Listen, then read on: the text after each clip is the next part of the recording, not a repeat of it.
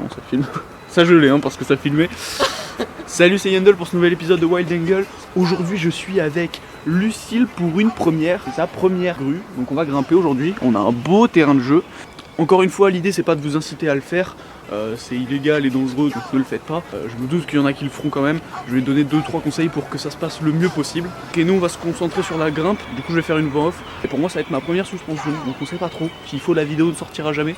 Mais si vous la voyez, c'est que normalement tout s'est passé comme prévu, je suis pas décédé. Et le soleil commence à éclairer l'eau de la grue, on va pas tarder. Allez, c'est parti. Bon bah voilà, on se retrouve en voix off. Conseil numéro 1, va falloir choisir son jour. Voilà, c'est super utile si vous envisagez de commencer à grimper des grues, mais faites-le un dimanche, tout simplement. C'est le seul jour de la semaine où vous croiserez personne sur le chantier. Pour ma part, les rares fois où j'ai tenté de grimper en semaine, même en me la jouant Assassin's Creed, mode infiltration furtive, au final je me fais stopper avant le deuxième palier. Et même si les grutiers ou les chefs de chantier à qui j'ai eu affaire ont été particulièrement cool avec moi, c'est peut-être pas le cas de tous et à la limite sont dans leur bon droit. Donc voilà, à choisir, faites-le un dimanche, histoire de laisser ces braves gens travailler tranquille. Maintenant, si vous êtes tout seul, conseil numéro 2, faites gaffe aux alarmes. Voilà, on sait jamais. Si vous le sentez, l'idéal c'est de grimper au moins les 10-15 premiers mètres à l'extérieur de la grue, quitte à rentrer dans la structure après.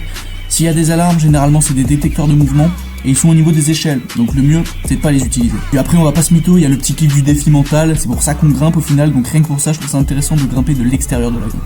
Conseil numéro 3, choisir son heure. Voilà, je parlais tout à l'heure de bien choisir son jour, bah va falloir aussi choisir son heure, comme ça on sera tous au même moment sur les grues, il y a moyen qu'on se capte, c'est quand même plus convivial. Non, en vrai, si vous êtes comme moi, avoir une petite obsession pour les levées ou les couchers de soleil, bah clairement n'hésitez pas, choisissez les levées. Alors oui, il faut se lever plus tôt, mais il y a beaucoup moins de gens dans les rues à cette heure-là et donc beaucoup moins de potentiels poucaves. Si tu fais cet effort et que t'es à peu près discret, normalement t'auras pas de soucis avec les flics. Conseil numéro 4, prends ton temps avec les trappes. Voilà, si tu décides finalement de grimper de l'intérieur, va falloir faire gaffe à cette putain de trappe en métal. Si vous avez déjà monté une grue, vous voyez forcément de quoi je veux parler parce que cette connerie fout un bordel dingue. En vrai, pas besoin d'alarme, si tu te retrouves avec une trappe à chaque palier, t'es à peu près sûr qu'à un moment tu vas être un peu inattentif et que tu vas en fermer une un peu fort, même pire, la faire tomber. À ce moment-là, c'est terminé, hein. La planète entière est réveillée, donc vraiment soyez vigilants. Conseil numéro 5, être en bonne forme physique. Voilà, ça paraît évident. Pas la peine de faire les JO non plus, hein, mais pour ma part, avant d'imaginer me suspendre ou même grimper de l'extérieur, je m'étais assuré de pouvoir faire 3-4 muscle-up d'affilée. Normalement, avec ça et l'adrénaline que t'as en plus une fois en haut, ça t'assure une bonne marge de manœuvre avant d'être limité physiquement. Ça te permet de te concentrer plus sur l'aspect mental. Et j'ouvre une parenthèse dans ce 5e conseil, parce que être en bonne forme physique c'est important, mais être en pleine possession de ses moyens c'est obligatoire.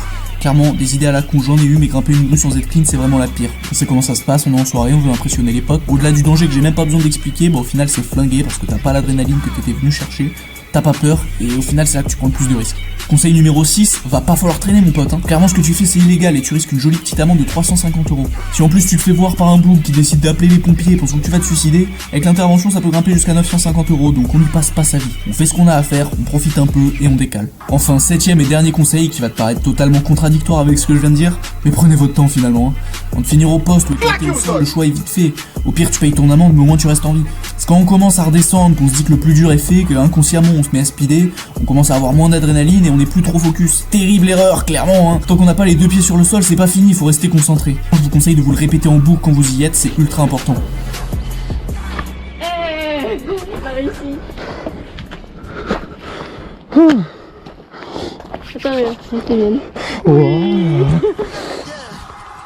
Voilà, avec ça j'espère vous avoir transmis mon intérêt pour la grimpe urbaine. C'était mes quelques conseils que Lucille a essayé d'appliquer le mieux possible pour sa première grue, elle a grave géré. J'espère que ça sera utile à tous ceux qui se chauffent, je compte sur vous pour leur partager si vous en connaissez. Enfin n'hésitez pas à montrer cette vidéo à tous ceux qui nous traitent de petits cons et qui nous pensent inconscients des risques. J'espère que ça les aidera à voir cette discipline comme un sport, certes parfois extrême mais un sport avant tout. Allez, bisous les reilles.